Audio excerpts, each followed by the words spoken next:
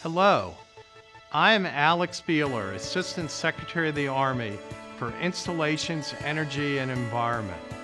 On April 22nd, the United States Army will join the nation in celebrating Earth Day. This year's Earth Day theme is Protect Our Species. The Army is focused on readiness and modernization to defend those things most prized by all nations: our land, our natural resources, and our people. We are obligated to protect the natural resources that we defend. Your Army plays an important role in protecting endangered species. Through conservation partnerships, Army installations have recovered endangered species populations including the red-caulcated woodpecker, the black-capped vireo, the golden-cheeked warbler, and the Carner blue butterfly.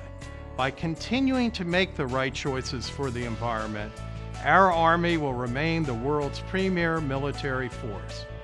I encourage you to join me in celebrating Earth Day and participate in local Army Earth Day events.